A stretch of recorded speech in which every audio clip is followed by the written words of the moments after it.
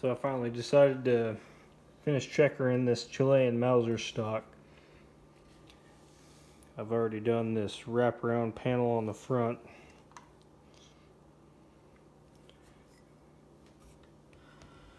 Got it clamped up in this cradle. Kind of a homemade piece of junk, but it seems to work good.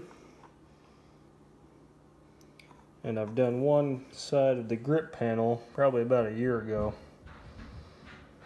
A fleur-de-lis pattern. I've got it clamped up to the kitchen counter here. Towel underneath so I don't scratch up the wife's counter. Anyways, I always wanted to get the last panel done on the other side. So I got that started tonight. I don't know if you can see. I finally got the outlines traced and etched in with an X-Acto knife. Obviously the main key of this is this little cheap lamp right here, which casts a nice shadow, which helps you a lot being able to see fine lines.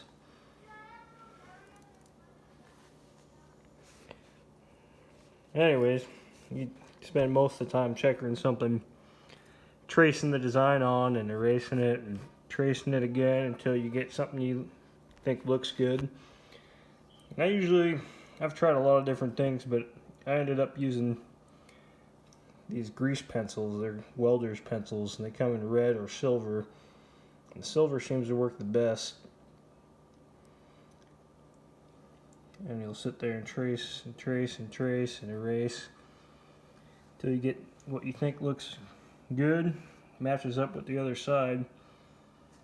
And you'll go over it with any kind of knife. I use this little X-Acto with a round blade.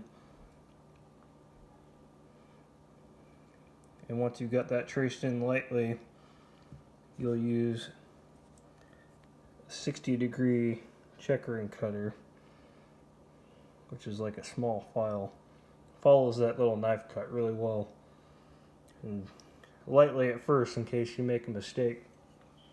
But the more you're certain of your design, the deeper you can cut. And once you get the outline in, you just trace the master lines on and start checkering. I'll get to that in the next portion of the video.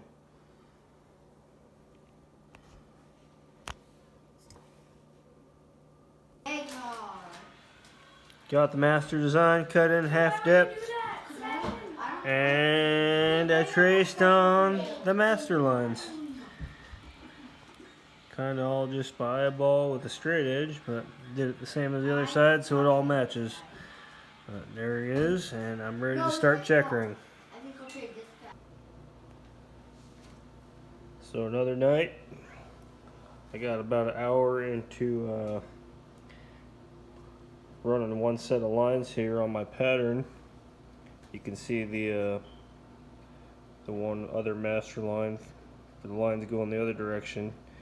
I found it best to just do all lines in one direction first and not too deep, and then do all the other lines. The reason you don't want to go too deep is because if you go too deep on the one set, it'll be a huge pain in the ass trying to get this next side straight and cut in. It'll be like driving over a field full of crop rows in your truck. It's too bumpy. And what I'm using is this double-edged spacer, and I'm not sure how many lines per inch any of this stuff is. A lot of this I got used. I just picked one that looked good.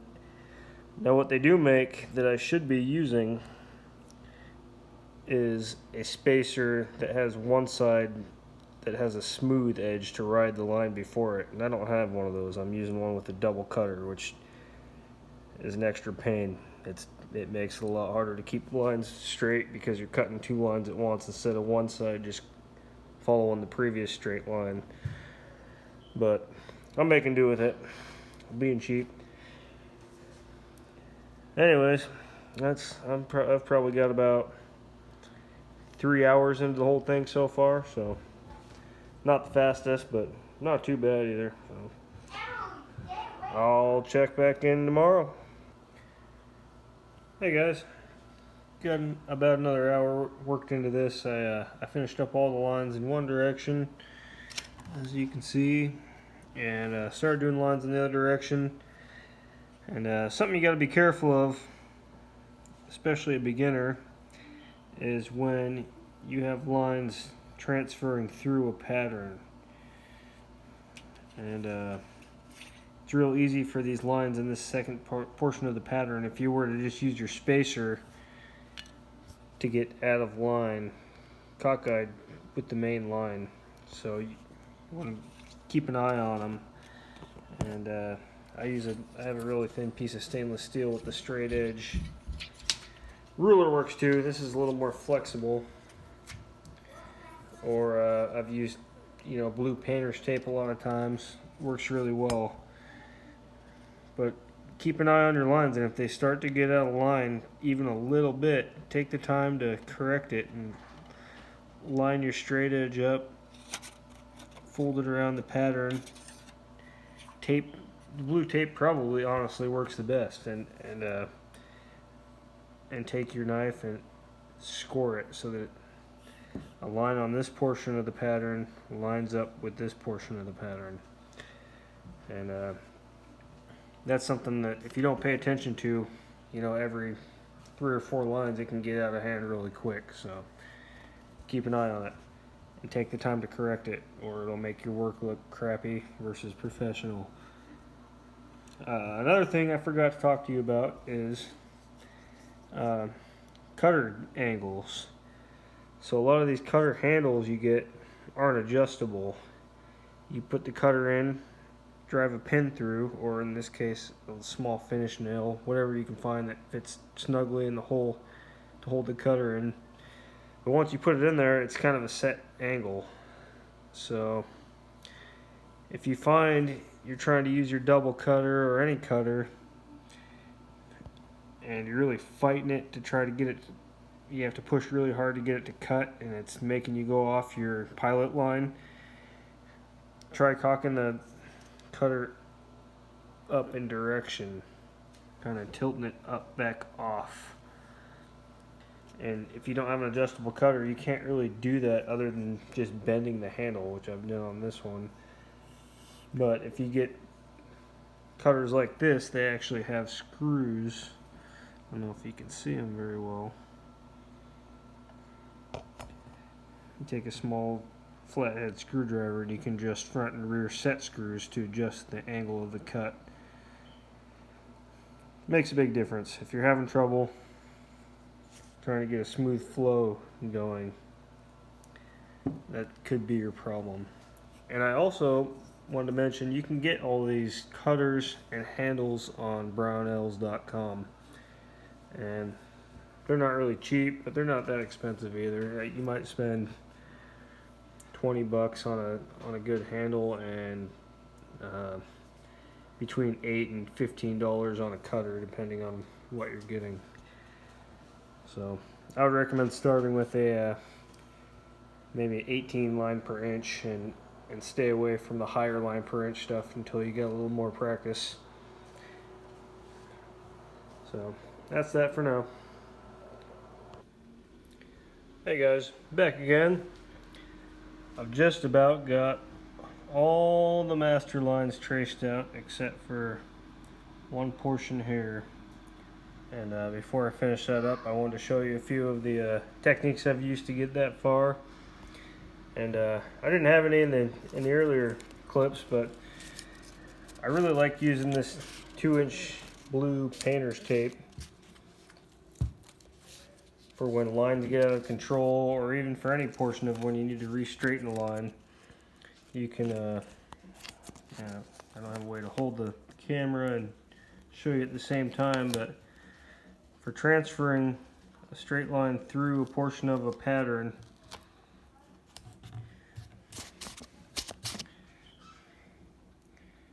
getting a straight line from here through this portion where the line is disconnected in the middle.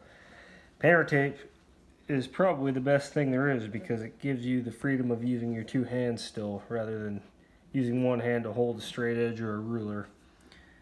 And like I said, check that every few lines, but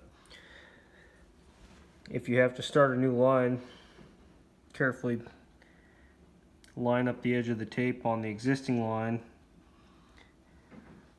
and lay it down onto the extended portion of the pattern. Take your knife and carefully cut a very small groove along the edge of the painter's tape. Peel the tape off and go over it with your 60-degree cutter. Gently at first until you're sure it's correct, and deepen it up a little bit from there. And I've had pretty good luck with that. Another thing I wanted to mention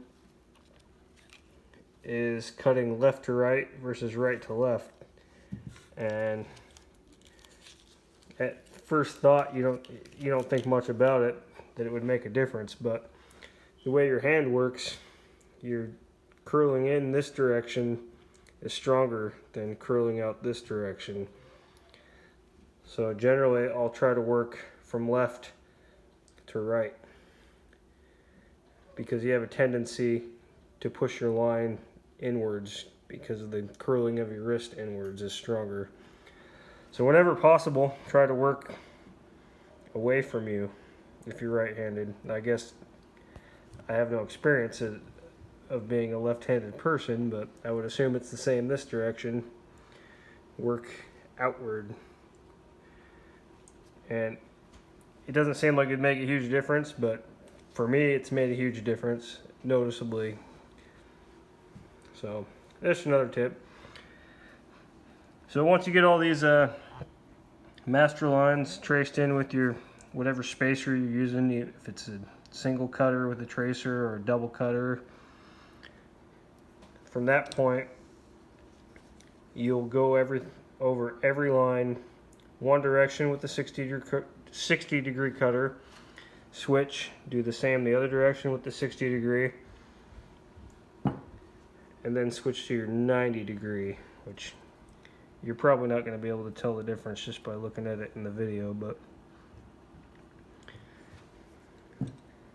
once you've got them all, been over everything once with each set of cutters, if it's not deep enough, you'll be able to tell by if you can see any of the shiny finish left on the top of the diamonds, which there's a lot of left here because I've just got started. Here's a finished portion.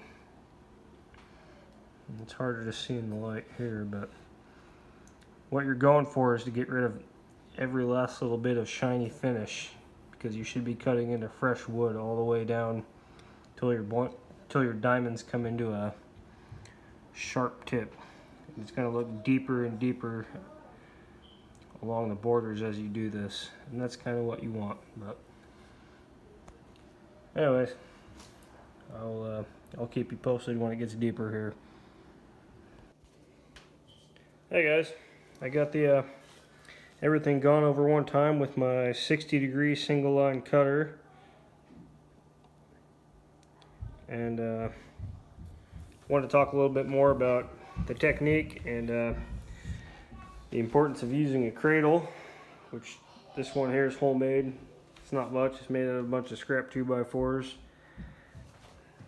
C-clamp, which I drilled some holes in, screwed to the 2x4s to clamp onto the buttstock. Got some padding in there, chunk of leather. That clamps onto the one end.